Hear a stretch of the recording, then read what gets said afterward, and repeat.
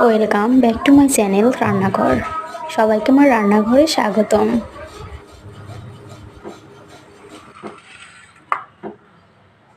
এখানে নিয়েছি 3টা কোয়েল পাখি, আর এখানে নিয়েছি হলুদ, লবণ, মরিচ এবং ধনিয়া এবং জিরার গুঁড়া।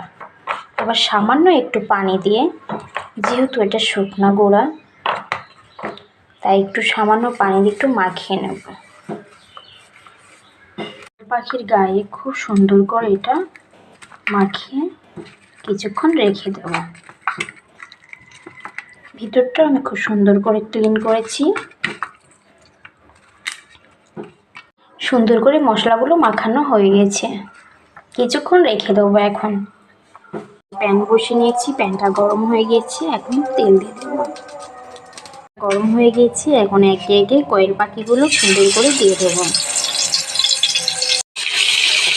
উল্টিয়ে দেওয়ার পালা, সুন্দর করে এটি দেখে ভেজে নেব।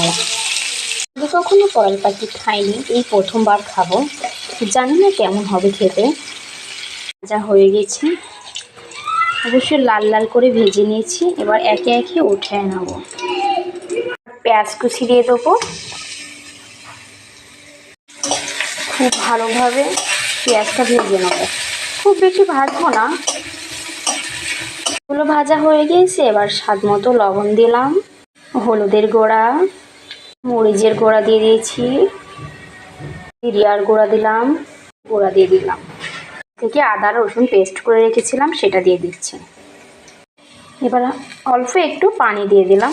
আমার যেহেতু ভালোভাবে মশলাগুলো নেড়ে চেড়ে নেব।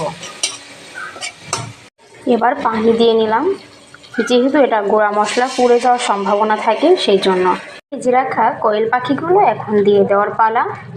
সুন্দর করে কষিয়ে নেব, ভালোভাবে নেড়ে চেড়ে মশলাটা যেন ভিতরে ঢুকে যায়। এবার একটু পানি দিয়ে দিলাম 1 কাপ মতো। রান্না করাটা আমার হয়ে গেছে, হালকা একটু গামাখা চলবে।